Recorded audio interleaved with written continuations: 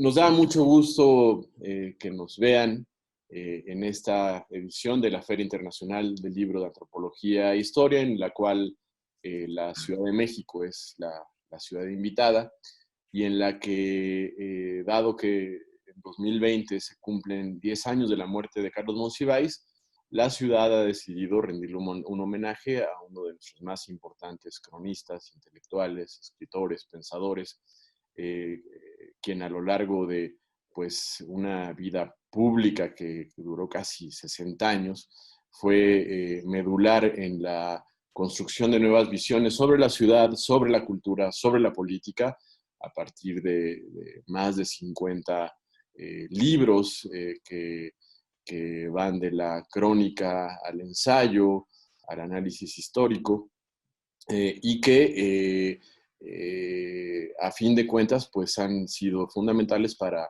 entender mejor esta gran Ciudad de México y también para darle forma a maneras de leerla y entenderla. La Ciudad de México fue sin duda la ciudad de Monsiváis y es por eso que hoy hemos decidido entonces llamar a este conservatorio Lo Marginal en el Centro, para hablar de las maneras en que Carlos Monsiváis tal vez haya significado un antes y un después en la tarea infinita de leer y entender a la Ciudad de México desde la cultura, desde su diversidad cultural. Eh, para eso nos da muchísimo gusto tener aquí a una invitada y dos invitados, queridísimos amigos. Presento en primer lugar a mi querida Paula López Caballero. Ella es historiadora, antropóloga, trabaja en la UNAM, particularmente es investigadora en el Centro de Investigaciones Interdisciplinarias, el CEICH. Ha publicado distintos libros. Recientemente, en 2017, el Fondo de Cultura Económica publicó su libro Indígenas de la Nación, y en 2018 coordinó también un libro publicado por la Universidad de Arizona que se llama Más allá de la alteridad. Paula es historiadora por la UNAM, doctora en antropología social por la Escuela de Altos Estudios en Ciencias Sociales de París. Bienvenida, Paula, gracias por estar aquí. Está también Gabriel Rodríguez Álvarez, Carlos Gabriel Rodríguez Álvarez. Hola, Carlos Gabriel. Él es profesor de la Facultad de Ciencias Políticas y Sociales, justamente impartiendo desde hace muchos años materias como la sociología del cine. Gabriel es comunicólogo, egresado de la UNAM y maestro en historia del arte. Ha publicado múltiples ensayos, ha sido autor y coautor de distintos libros que versan sobre el papel del cine en la conformación de nuestras identidades culturales. Ha dedicado también una buena parte de su trabajo académico a la historia del cineclubismo mexicano. Y finalmente, conocido para muchos, José Luis Paredes Pacho. Pacho es historiador, egresado de la Escuela Nacional de Antropología e Historia, donde por cierto fue alumno de Carlos Monsiváis. Es también maestro en Historia del Arte por la UNAM, y actualmente es profesor de la materia de Sociología de la Música, además de, hay que decirlo, bueno, además de haber sido durante más de 15 años Pacho, baterista de la banda de rock fundamental en nuestra historia cultural reciente, Maldita Vecindad. Pacho ha sido un importante promotor cultural y ha dirigido espacios e iniciativas culturales de distinta índole, muy importantes todas ellas, que van desde la fundación del Festival Radical Mestizo, la dirección de la Casa del Lago de la UNAM, actualmente desde hace varios años, director del Museo Universitario del Chopo, y entre muchas obras, artículos, ensayos, libros diversos, autor de un libro que podríamos considerar fundacional, sobre todo para muchos, para un movimiento y una generación que se ha dedicado a la batalla por conquistar o reconquistar el espacio público para las expresiones culturales independientes. Bueno, Pacho es autor de Sonidos de la Calle y de una importante historia del rock mexicano, que, al menos para mi generación, significó un punto de partida para emprender batallas como, por ejemplo, la lucha para dar un reconocimiento legal a los espacios culturales independientes, y porque las culturas, las subculturas, las identidades culturales de la juventud en la Ciudad de México, tuvieran un espacio, no fueran víctimas de la represión y fueran, en muchos sentidos, pues un derecho reconocido. Esas batallas, por cierto, son batallas en curso y justo en estos tiempos están teniendo victorias importantes que, por ejemplo, se traducen en el reconocimiento en la Constitución de la Ciudad de México de los espacios culturales independientes y muy pronto en una nueva ley. Bueno, hablemos de Carlos Monsiváis.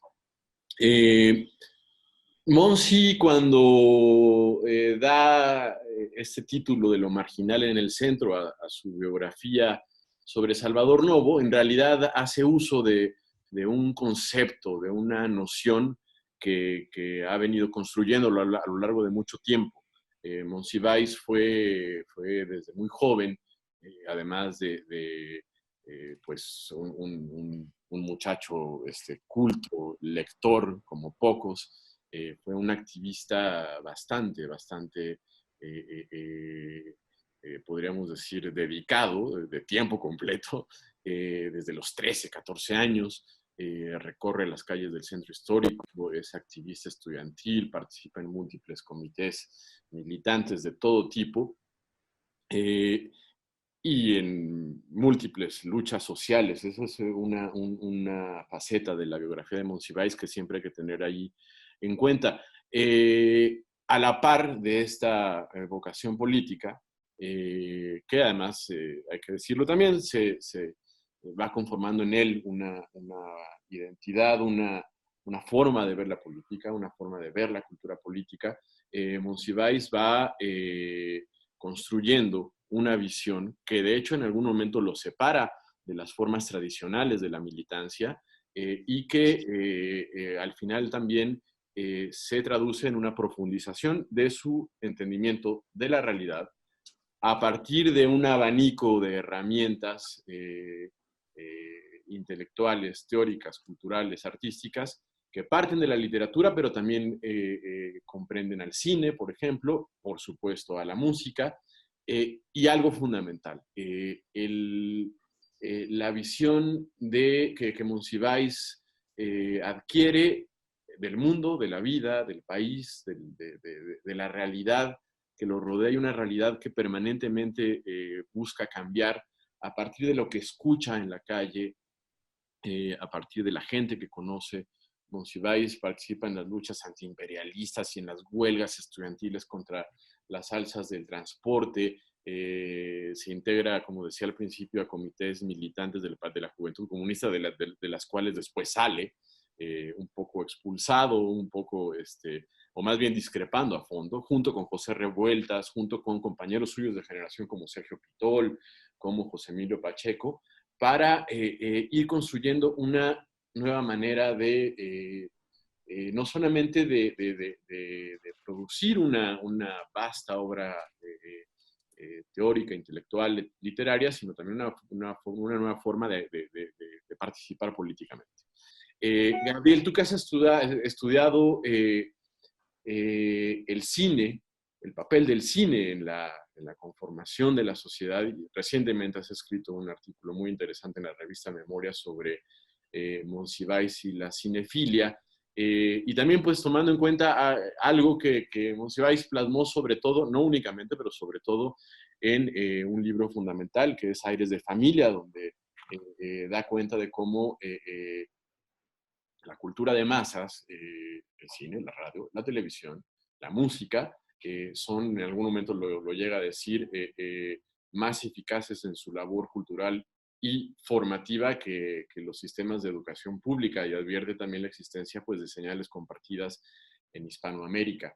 Eh, un poco a la luz de lo que hoy vivimos, a la luz de la historia, a la luz de 10 años sin Monsiváis, ¿qué nos puedes platicar sobre lo que has descubierto, entendido y analizado, aprendido de Monsiváis y el cine como una primera manera de abordar lo que queremos platicar el día de hoy. Hola, qué gusto estar aquí. Bueno, pues has puesto ya muchas capas sobre, creo que está muy bien ir haciendo, pensando en Monsiváis como efectivamente sirve para ver esta construcción de la memoria de la ciudad, de la cultura, de ciertas épocas y cómo en su vida está también escrita la vida de las ciudades de México que se van haciendo, que le toca vivir la zona rosa, Lanzures, el IFAL, las butacas de la sala de este cineclub tan importante que hay en la ciudad, pero luego le toca justamente ya para tocar el concepto de lo marginal en el centro, le toca ser de los que habita Ciudad Universitaria y rápidamente él, siendo un cinéfilo que ya viene entre las páginas de la revista importante Nuevo Cine, que en los años 60 ya marca la pauta de la modernidad, están leyendo críticamente lo que viene de Francia, pero también del cine norteamericano, del cine soviético. Viene una época en la que el cine mexicano va a pasar por una revisión muy profunda y hacer todas estas cosas de la forma en la que Monsiváis participó en esa generación, eh, parecería fácil. Es verdad que fue llena de gente excepcional.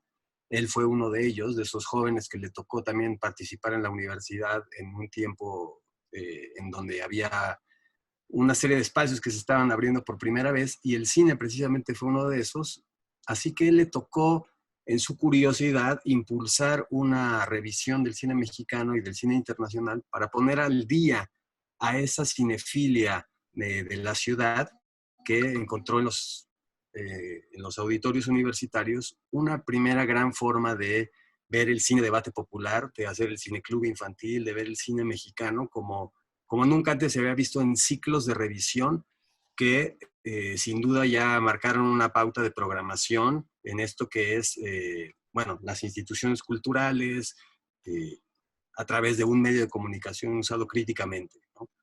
Él después iba a escribir muchísimas cosas a partir de esos ciclos que él hizo, pero es importante entender que en aquellos años no era tan fácil tener acceso a estos productos culturales y entonces ese trabajo de hacerlo de difusión al público también derivó en estas grandes lecturas críticas de estos libros. Muy bien. Monsiváis además fue un consumidor de lo estético sin límites, en todas sus formas, de lo tradicional a lo moderno, con una muy especial afición por la imagen, por la fotografía, por lo visual. Paula, tú has dedicado una parte muy importante, o prácticamente toda tu vida académica, al estudio de lo indígena en términos de la conformación de identidades en este entramado de categorías que de alguna manera nos impone pues la visión hegemónica de la cultura. Has trabajado en torno a los pueblos originarios de la Ciudad de México, particularmente en Milpalta, y has trabajado de distintas maneras sobre cómo la diversidad de las comunidades originarias o las comunidades indígenas en sus formas de construir sus identidades también tienen que dar una batalla en medio de una tensión terrible que, por ejemplo, se traduce en qué tanto o no la idea dominante de sociedad les da un lugar como ciudadanos. Eso es algo bien importante. En la introducción de tu libro, Indígenas de la Nación, citas a Monsiváis al principio, una frase contundente que dice, al racismo en México lo caracteriza no tanto el culto a una raza superior como la fe ciega en la existencia de una raza inferior. Es crudo y es contundente sobre la manera en que Monsiváis desnuda y critica frontalmente a esta sociedad estratificada, jerarquizada. Hay un libro tuyo también que es, creo, muy importante, que es Ciudadanos Inesperados, donde justamente hablas de cómo digamos, en la idea de modernidad que para las élites intelectuales y culturales es la vigente o la única válida, a las subalternidades se les regatea su calidad de ciudadanos. Bueno, con todas esas referencias, yo te pregunto un poco, ¿es Monsiváis un factor importante para hace algunas décadas comenzar a entender la realidad mexicana de una forma que integre a los que no ha querido integrar? ¿Cómo lo ves tú? Algo que tal vez no se ha dicho suficientemente de Monsiváis es su calidad de etnógrafo. Digamos, todo lo que tú estás contando es esta manera única suya de escribir y narrar la cultura, vamos a llamar nacional del país, desde la cultura popular, pero que, digamos, esta pregunta sobre el nacionalismo y la mexicanidad ha sido una obsesión de nuestros intelectuales. Obviamente Monsiváis en eso no es el único, ¿no? Villoro, Paz, Bartra, todos se han preguntado sobre lo mexicano, el mexicano, tal, pero la singularidad de Monsiváis, incluso frente a un antropólogo como Bartra y la jaula de la melancolía, es pues su capacidad de captar lo que acabas de decir, esa cotidianidad, esa intimidad de la vida diaria, de la vida de las personas de todos los días, en su simplicidad, que nunca es fácil de retratar, con el respeto y muchas veces el humor y la ironía que él podía obtener en sus textos, ¿no? En ese sentido, me parece, y aquí retomo las ideas de un colega, Miguel Morales, que justamente señala cómo esta mirada a lo cotidiano, que es muy antropológica finalmente, aunque no se lo propusiera, muy etnográfica, cuadra muy bien con el formato crónica, ¿no? Como que es un formato perfectamente idóneo, muy adaptado a esta escala que él quiere ver, ¿no? Y al respecto, él insiste mucho, ¿no? En cómo, a pesar de, digamos, pues, de las transformaciones del país, de la apertura del mercado, la americanización, en fin, en algunos momentos la americanización es como un tema que es también muy preocupante para él. Él mantiene esta idea de que finalmente lo local es donde suceden las cosas para las personas, ¿no? Aunque haya fuerzas y actores no presenciales, él lo dice de una manera que a mí me parece excelente, que es lo local es el único espacio protagónico de las personas, ¿no? Efectivamente, allí es donde las personas son protagonistas de su propia vida y es allí en donde tiene que ponerse el ojo. Eso es la mejor manera de describir lo que idealmente un antropólogo debería de hacer, ¿no? Y por eso, para mí es muy natural establecer un diálogo con su literatura, ¿no? Además de eso, pues es notable la cantidad de referencias y digamos, de la exactitud con la que es capaz de decir y de nombrar una serie de problemas, como la cita que tú acabas de decir, ¿no? Digamos, esta idea de que en México, contrariamente a casi todos los esquemas, las estructuras, los sistemas racistas que existen, que han existido, como el apartheid o en Estados Unidos, que se basan finalmente en la idea de que hay una raza superior. En México, al principio, la raza para arriba no nos queda muy clara. Lo que nos queda muy claro es la raza hacia abajo, pues, ¿no? Aquello que no se quiere ser, ¿no? Y eso, pues, creo que nadie lo había dicho tan bien como lo dijo él, ¿no? Más adelante, si tengo oportunidad, les hablaré de otras ideas que también son como muy importantes en la manera de entender como las coordenadas básicas, yo diría, de la política en México, ¿no? ¿Qué es la nación? ¿Qué es el nacionalismo? ¿Qué es la modernidad? ¿Qué es la frontera? ¿Qué es el Estado priista? Son la manera en que él los ha observado y los retrata y los sintetiza en ideas clave, tienen una fuerza que muy pocos logran, ¿no? Muchas gracias, Paula. Pacho, tú conociste a Monsiváis muy de cerca, fuiste su alumno, fuiste su amigo, fuiste junto con pues, una generación de activistas, artistas, promotores culturales, parte pues de una suerte de herencia de cómo abordar el entendimiento de la cultura y de la realidad desde una perspectiva ecléctica, heterodoxa, multidisciplinar. Platícanos un poco en todas estas batallas iniciales que yo así las veo, ocurridas en un momento histórico de México que es el final definitivo pues de la era próspera del estado de bienestar, el principio, o más bien la constatación de una crisis general en la sociedad mexicana que va de lo económico a lo político, a lo social y lo cultural. Es ese momento de principios de los años 80.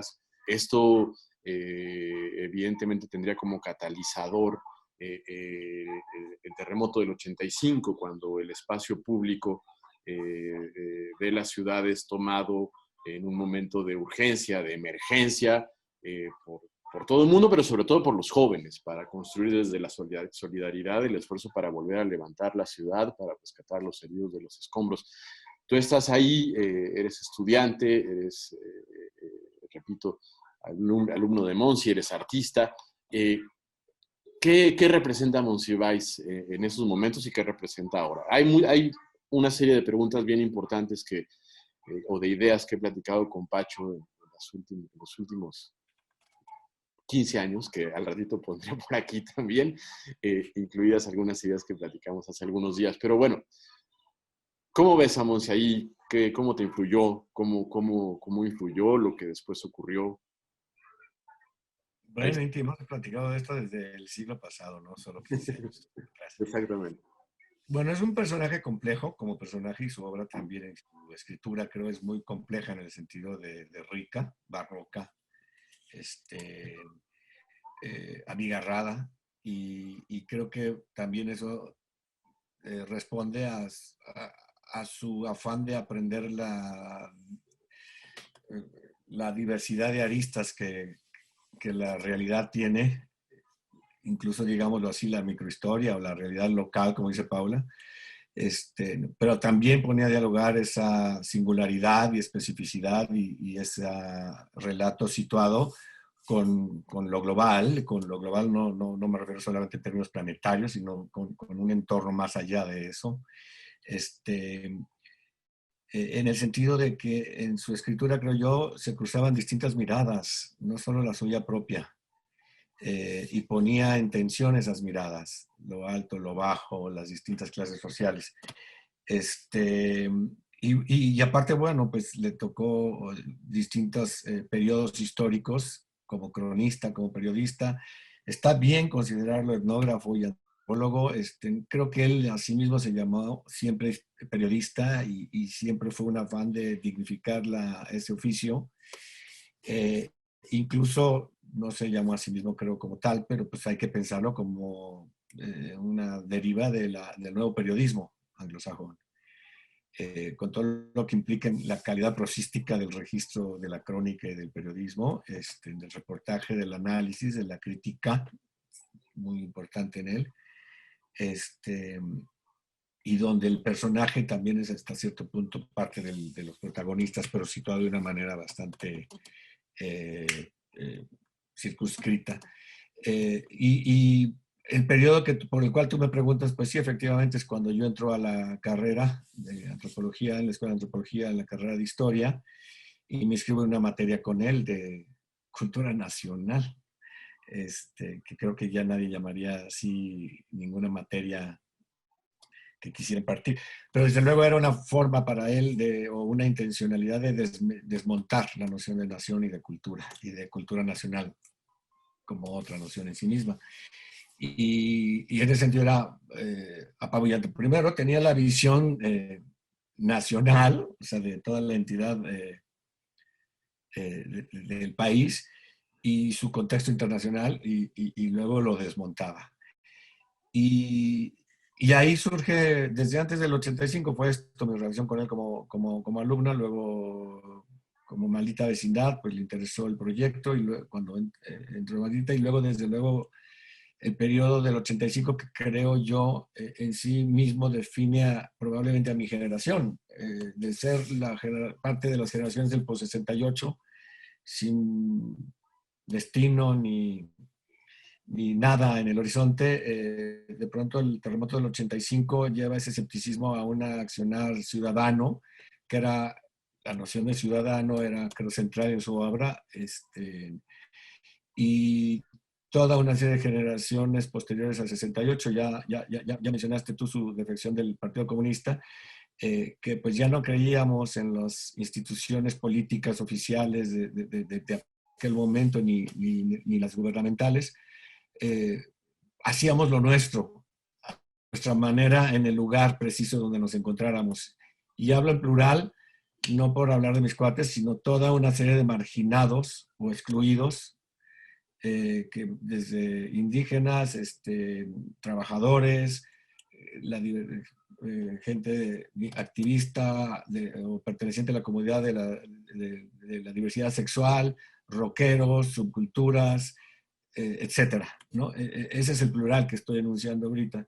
Y que el terremoto nos forzó a actuar.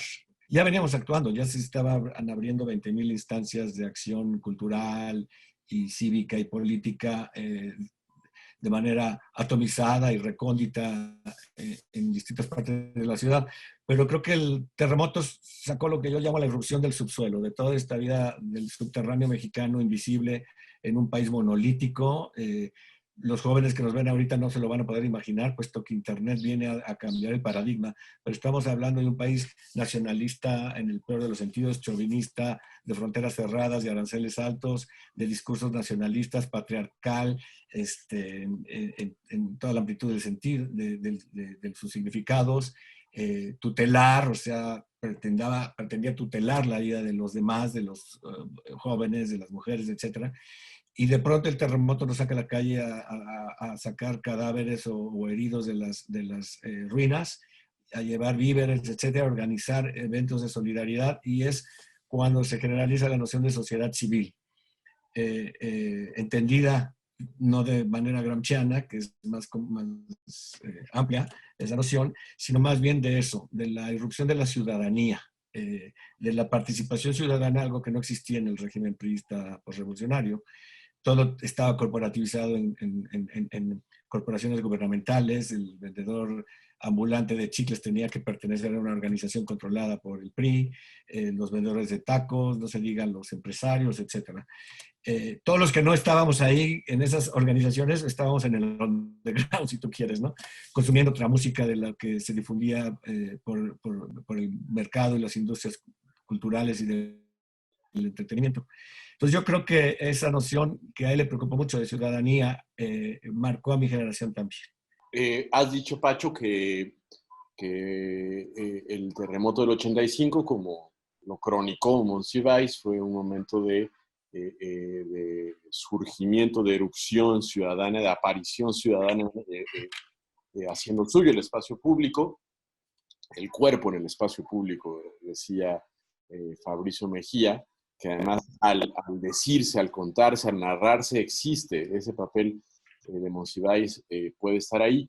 Viene después del 85, pues un momento, un proceso de transformaciones. Al poco tiempo surge el CEU, ahí nace la Maldita Vecindad, después viene la irrupción cardenista, el fraude del 88, el zapatismo en 1994, la democratización de la Ciudad de México en 1997. Todo esto va acompañado de, por ejemplo, en materia musical y artística, el boom del rock en español.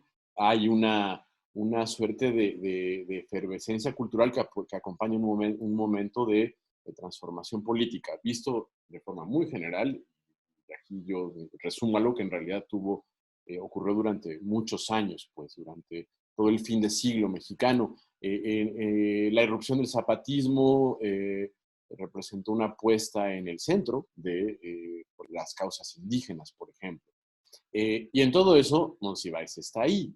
Monsiváis está como cronista de los albores de eso. Esto se refleja, por ejemplo, en Entrada Libre. Es un libro muy importante, también un poco un parteaguas, que da cuenta de esos movimientos sociales donde él dice que a contracorriente de la modernidad impuesta por la visión neoliberal, son movimientos en los que habita otro tipo de modernidad, que tiene que ver con la solidaridad, que tiene que ver con el espacio compartido, que tiene que ver con la batalla por los derechos y por las libertades. ¿Cómo recuerdan ustedes a Monsiváis siendo, o sea, estando presente ahí, incluso, bueno, yo me acuerdo de ustedes en muchos de esos momentos y de esas cosas y coyunturas, y de Monsiváis a un lado?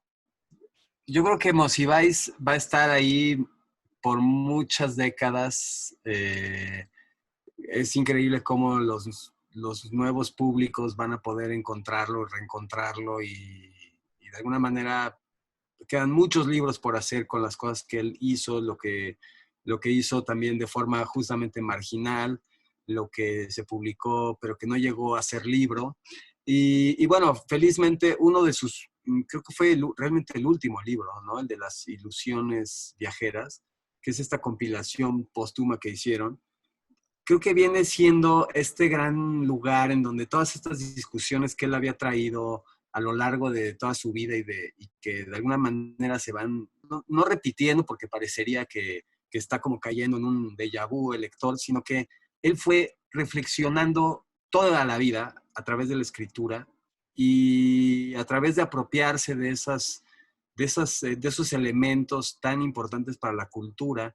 Entonces el cine, por eso se entiende que haya sido una de sus grandes predilecciones y manjares favoritos, porque supo amarlo, supo verlo 1001 veces cada película.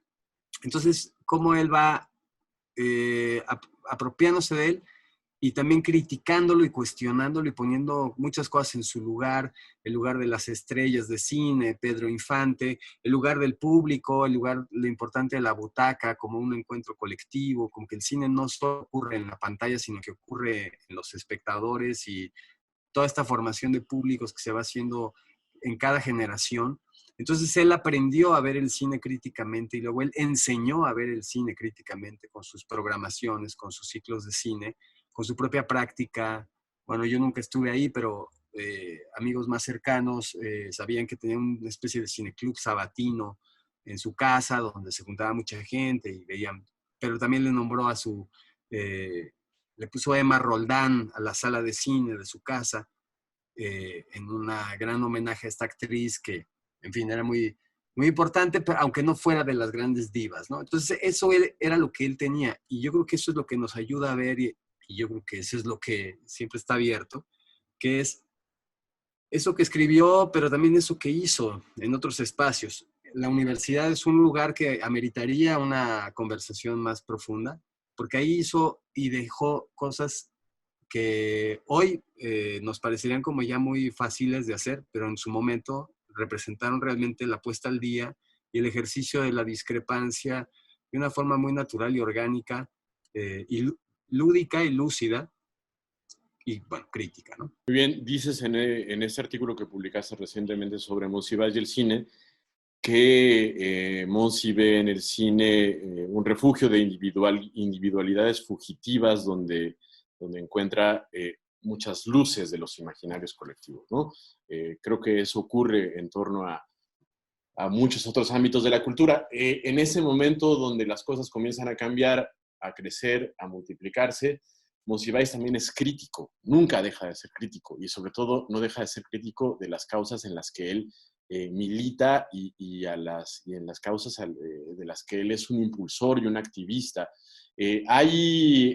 Pacho, distintos testimonios de Monsiváis acompañando al movimiento que lucha contra las racias. ¿En qué medida era crítico Monsi de lo que veía en ese momento, donde las cosas comenzaban a cambiar, a efervecer, a surgir?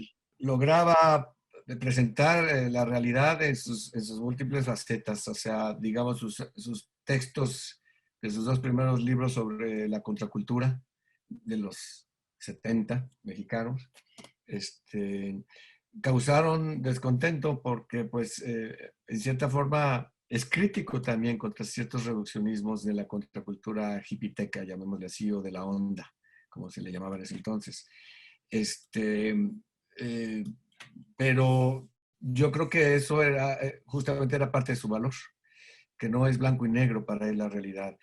Y de pronto pone en su crónica a dialogar o en tensión el testimonio de algún hipiteca con un fresa, digámoslo así, o la crónica de la presentación de la obra de teatro fallida en cierta forma de Hair en Acapulco, donde todo el público era pues de clase alta, pero que generó por un lado escándalo, por otro incomprensión, porque pues no era el público el destinatario ideal para este tipo de obras que en su momento eran transgresoras.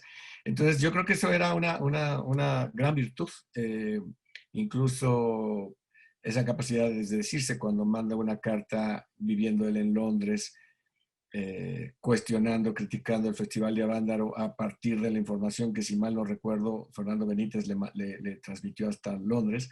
Pues cuando regresa se desdice, se da cuenta que no era tal lo que había dicho él, muy interesado y que le tocó vivir cuando estuvo en Estados Unidos la contracultura estadounidense o anglosajona en el mismo Londres, pues de pronto, pues desde ahí no tuvo suficiente información para calibrar lo que aquí sucedía, pero después se desdijo y pudo comprender el sentido profundo de esa especie de reciclaje de valores de la contracultura anglosajona llevada a la realidad mexicana, ¿no?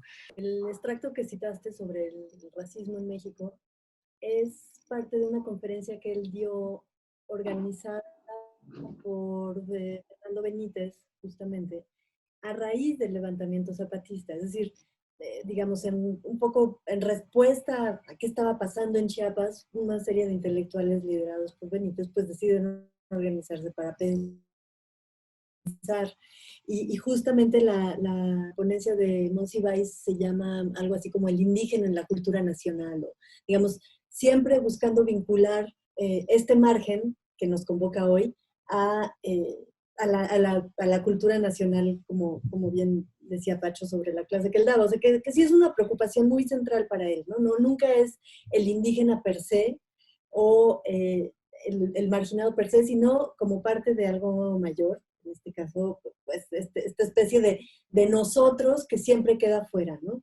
Y de hecho, en esa misma ponencia tiene otra de estas frases increíbles que solo él podía hacer para hablar justamente de ese nosotros nacional, ¿no? Y él dice que el nosotros nacional del que los indígenas están excluidos es un plural de la sociedad que prospera, ¿no? Entonces, es como ¿quién va quedando fuera todo el tiempo de este ideal de nosotros, ¿no? Bueno, y tantas otras, ¿no? Quisiera tal vez, pensando justamente para hacer un contrapunto con ahora, traer a colación otra frase que me parecen, es que son únicas, pues, sobre el Estado priista, ¿no? Y él dice, el Estado priista en lo relativo a la equidad siempre se ha caracterizado por incluir a casi todos en la exclusión. Bueno, no sé, para mí es lo más elocuente que puede haber, ¿no? Digamos, siempre el PRI, el Estado priista incluía a un gran nosotros en la nación posrevolucionaria, heredera de la revolución, precisamente, ¿no? Como el mecanismo central de eso es también todo un logro ideológico, pues, ¿no? No es de celebrarse, pero sí hay que mostrar cómo era, ¿no? Y en ese sentido creo que sí, pues empezando por el movimiento zapatista y toda la como inversión de posiciones, al menos simbólicas, que ha generado en México con respecto a las personas que se autoidentifican como indígenas, pues es notable, ¿no? Es que en México, a diferencia de otros países latinoamericanos, todo, digamos, la transformación legal que operó con Salinas, digamos, el cambio del artículo 4 constitucional, que ahora es segundo, la firma del convenio 169 con la OIT, en fin, todos estos ajustes legales para el reconocimiento de la diversidad indígena no fueron producto de movilizaciones sociales, porque se hicieron antes, bien antes del zapatismo, en el 90, en el 91, tenían mucho más que ver como con poner a tono, como afinar la legislación nacional con un estándar internacional que idealmente quedaría muy vacío, porque pues obviamente no había reglamentos, no había leyes concretas en los códigos, etc. Y cuando todo parecía ya como muy acomodadito, sí, con un discurso sobre la diversidad y el multiculturalismo muy cosmético, digamos, la irrupción del zapatismo desestabilizó ese nuevo orden que ya empezaba a construirse como parte de una retórica neoliberal, pues, ¿no? Después, en el 2001, con Fox y, digamos, la aprobación de la ley indígena, digamos que el potencial transgresivo de las demandas indígenas quedó muy aminorado. Pero eso no quiere decir que, aunque legalmente no haya habido cambios muy sustanciales, en términos de los imaginarios, en términos de cómo se construye la nación hoy para los jóvenes, y lo pienso mucho en los estudiantes que tengo yo hoy en la carrera de antropología y en la UNAM,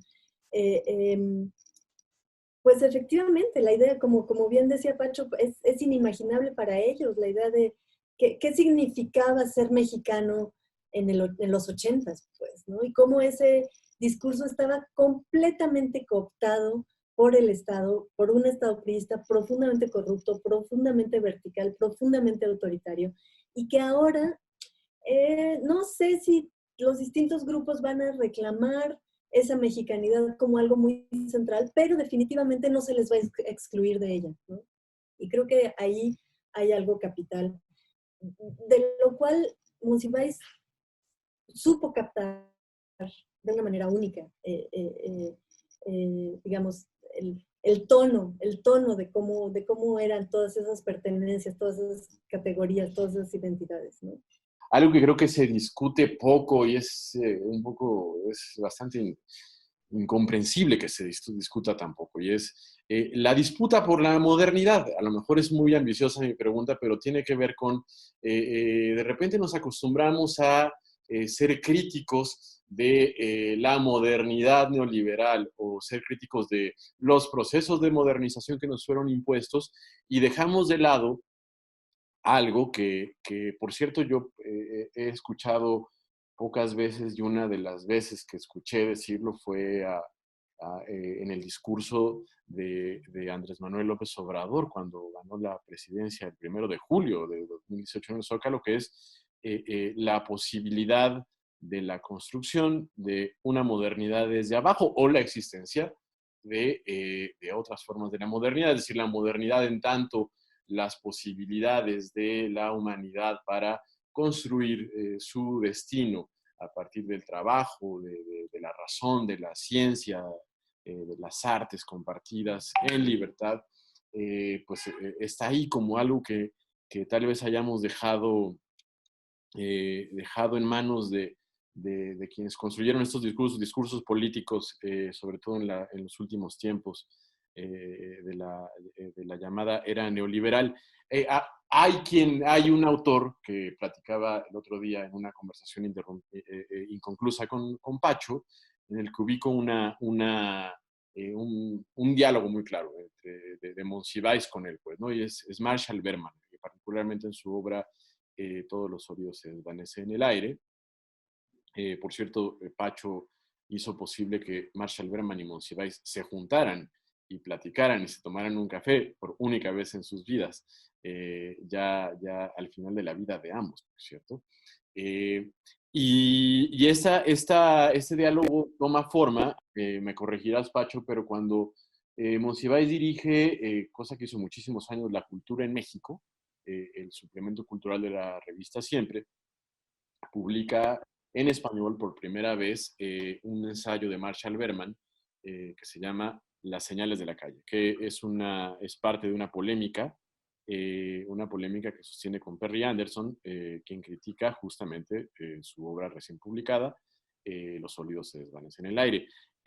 Discuten sobre la idea de modernidad, la idea posible de modernidad, y al final Berman le asesta le asesta una frase a Perry Anderson que dice lo siguiente: no podemos generar ideas que acerquen las vidas de las gentes si es que perdemos el contacto con la realidad de esas vidas, a menos que sepamos reconocer a las personas tal y como parecen y sienten y experimentan el mundo. Jamás podremos ayudarles a reconocerse ni a cambiar este mundo. La lectura del Capital no nos ayudará si no sabemos, además, leer las señales de la calle. Una de las cosas que a mí más me perturban, ya en términos políticos, no analíticos, pues, bueno, en términos personales, que son analíticos también, es cómo, digamos, una buena parte de toda la ideología que viene de la mano con el proyecto neoliberal es suponer que no hay alternativa, que esto es lo que es y aquí estamos, pues, ¿no? Y en ese sentido, y que si acaso hay algo que pensar, tiene que ser algo muy en corto, muy para mi sector, muy para mi grupo, ¿no? Y creo que justamente, aunque la modernidad es un problema analítico que no termina, digamos, que no hemos terminado de resolver, tiene la virtud de ser algo, de ser un proyecto transversal. Y a eso, para mí eso es algo que no se puede renunciar en términos políticos, es decir, que seamos capaces de pensar más allá del sector al que pertenecemos, para una transformación que atraviese grupos, que atraviese posicionamientos, posiciones rural, urbano, indígena, no indígena, mujer, no mujer, etcétera, como una aspiración. Y con esto me despido. Muchísimas gracias. Muchas gracias, Paula, por haber estado aquí. Un poco voy a retomar algo que estaba diciendo Pacho, que creo que es así central justamente en la pregunta que tú pusiste, que es, en el caso de Monsiváis, como, digamos, en su ejercicio periodístico, pero él también, digamos, yo creo que su oficio era la escritura, digamos, o sea, es como un escritor. Entonces, en este gran dominio también renunció a muchos géneros, pero no en su escritura había también muchas imágenes poéticas, había muchas metáforas, por supuesto estaba el sentido del humor, del escarnio.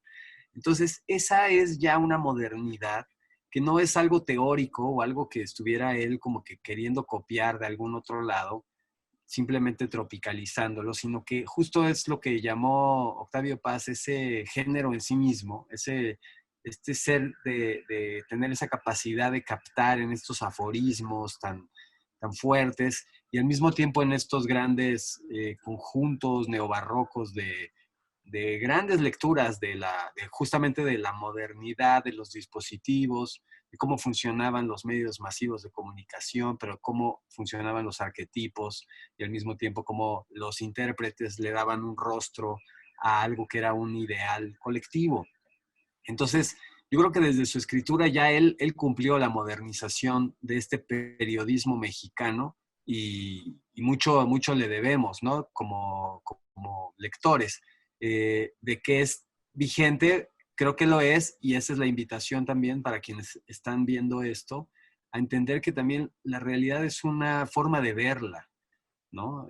Y eso es lo que es importante, sentir no que nos aplasta el cielo ya de lo que escribieron los grandes clásicos, Monsiváis ya es uno de ellos, sino que es como esa gran oportunidad de darle esa lectura de interés y de curiosidad a las cosas pequeñas, que claro, cuando vienen de otro lado y cuando vienen con etiquetas extranjeras, parecería que están muy ya como adecuadas y que están a la moda, y es algo que también tiene que ver con las visiones y las ambiciones de quien esté interesado por la sociedad.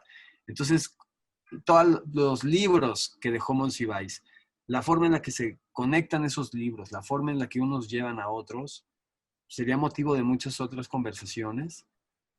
El propio hecho de la ciudad como él la entendió y lo que él vivió y dejó también es otro tema bien grande. Y yo creo que este ir y venir de páginas es lo que también puede orientar no solo una plática, sino un seminario o una cátedra, que es lo que un escritor de este calibre amerita, ¿no? Pues la modernidad es el equivalente a desarrollo económico principalmente, este, desarrollo tecnológico, pero justamente algo que plantea, pues creo yo, Marshall Berman es una modernidad pensada y llevada a cabo desde abajo, como en términos de democratización de la vida ciudadana, no en términos de democracia electoral solamente, sino justamente de participación. Y creo que esa era otra de las preocupaciones centrales de Monsiváis. Y sí, efectivamente, él publica esta polémica de Marshall Berman con Perry Anderson, marxistas los dos, en el suplemento de siempre, una polémica a partir de la crítica de Perry Anderson al libro de Todos los sólidos se desvanecen en el aire, que había salido previamente en inglés publicado. Y hace una crítica a Perry Anderson, desde luego aparentemente favorable, pero como dice Marshall Berman, pues no sé qué es lo que le gustó del libro porque él está leyendo otras cosas y Marshall Berman le hace la respuesta. Y fue un texto para mí iluminador, o me abrió las puertas porque pues de entrada estás leyendo sobre Dostoyevsky, Baudelaire, Hegel, Nietzsche, y de pronto aparece en el libro, ya estoy, bueno, en los dos, en la respuesta periodística de Señales de la calle de Berman o en el libro, ya que se traduce, me parece, en 88 al español, aparece de pronto mencionado no solamente estos personajes, sino también en un libro marxista, Johnny Rotten o Bruce Springsteen. Y digamos que nosotros viviendo en los 80, en ese entonces jóvenes interesados por el rock, o yo rockero, y interesado por ciertos temas también muy marginales dentro de la Academia de la Historiografía Mexicana en ese momento, a principios de los 80, pues dije, esto es lo que yo quiero lograr al escribir y al investigar, este diálogo entre esos mundos que eran parte de mis intereses, ¿no? El underground, la vida cotidiana, la calle, la cultura callejera. Y justamente ese argumento de Berman, de esa modernidad entendida como esa experiencia, incluso en el espacio urbano, está el capítulo de San Petersburgo de Marshall Berman, que para mí fue el equivalente, un relato, una descripción equivalente a la modernidad del subdesarrollo, entre comillas, mexicano. Y creo que eso era parte de lo que también le preocupaba y registra Monsiváis, ¿no? Entonces, esa posibilidad de los extremos, de las clases sociales, de los ámbitos culturales que en la vida real a veces no se tocan, pero que ahí están interactuando en términos sociales y políticos, y de un país tan autoritario. Justamente sobre la lucha libre, que es otro de los temas que él se metió, fue un abogado también, en muchos sentidos, de un espectáculo en el que también en esos años, en donde la cultura, digamos, popular estaba también en una definición, la lucha libre venía acarreando una serie de déficits, como si le faltara insuficiencia y de peso para ser considerada como un elemento importante, y claro que lo es. Y uno de los que supo verlo y hablar de eso fue él, ¿no? Y valorarlo. Entonces también eso es bien importante, como cosas que hoy nos parece como ya en tiempos de justamente, pues él le puso apocalíptic allá el post. Así que cosas que hoy nos parecen ya muy hechas, no nos asombremos cuando veamos que ese cable en algo nos lleva a Monsiváis, pero tampoco lo demos por leído. Creo que también es una invitación a que lo conozcamos leyéndolo y no a que lo pongamos en esa estatua o en ese pedestal del cual él se bajaría indignadísimo, ¿no? Si lo hiciéramos. Sí, bueno, la obra de Monsi es infinita. De hecho, es difícil terminar de imaginar toda la obra compendiada de Monsiváis. Yo creo que quien se proponga la tarea tal vez no acabe nunca. Yo incluso les pediría, para terminar bien, tienen rápidamente un libro de Monsiváis que consideren fundamental, uno o varios libros. Gabriel. Bueno, ese que tú dijiste de Aires de Familia es muy importante. Creo que también el de Las leyes del querer de Pedro Infante es muy importante, justamente porque como que desmonta un montón de cosas que suceden en el cine. Y bueno, también tiene una gran colaboración en otros libros.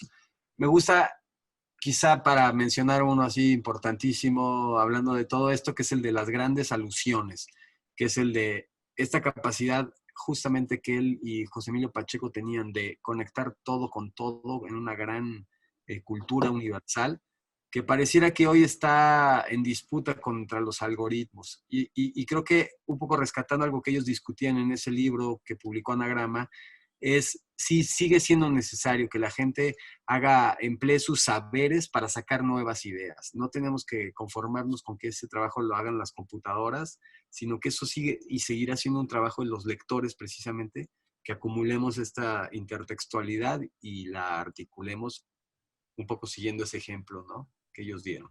Muy bien. Pacho, ¿qué libros de Monsiváis para comenzar a leerlo? Primero, o sea, creo que Amor Perdido además también por razones personales, que se llama, se llama así por la canción de Amor Perdido, pero a él le gustaba la versión cantada por María Luisa Landín, a quien finalmente también conocí antes de fallecer y que es la abuela de mi esposa. Pero no solo por eso, es de mis libros favoritos. Y bueno, retomando lo que dice Gabriel, yo creo que, y el título de la charla de lo marginal en el centro, él cuestionaba desde este enunciado, la propia existencia de lo marginal. De entrada decía, ¿cómo se le puede seguir llamando marginal en ese entonces los fans de rock cuando llenan plazas, ¿no? O sea, desde luego la noción de lo marginal no es un concepto cuantitativo, pero él desde entonces, al tener esta capacidad de ver todos esos sectores sociales invisibles, podía anticipar lo que hoy está sucediendo. Bueno, recuerdo que cuando Monsiváis cumplía 70 años y hicimos festejos varios en su presencia en la ciudad, por ahí varios dijeron, ¿qué sería de esta ciudad sin Monsiváis? Y comenzaba pues una reflexión sobre todo lo que Monsiváis nos había aportado. Cuando Monsiváis murió, no dejo de pensar que murió demasiado pronto, murió joven, murió prematuramente, tenía solo 72 años. Elena Poniatowska decía en su despedida ahí de cuerpo presente en el Palacio de Bellas Artes, leía un texto conmovedor que se tituló y que repetía varias veces pues, en su corpus la frase ¿qué vamos a hacer sin ti, Monsi? Ese sentimiento de orfandad que yo me acuerdo que justo con Paula platicaba en esos días, estaba muy presente, muy, muy presente. Y creo que también, por supuesto, Monsiváis nos deja una enorme lección que cada vez está más presente en nuestras vidas, que es la de el entendimiento, la comprensión, el asumir la diversidad cultural, el convivir, la convivencia democrática entre los diferentes, convivir con la otredad, conocerla, aceptarla, en ese espacio público de entrada libre que imaginó un espacio público de entrada libre, horizontal, que es un plano de igualdad y de libertad. Yo me quedaría con esas ideas y pues muchas gracias por haber estado aquí.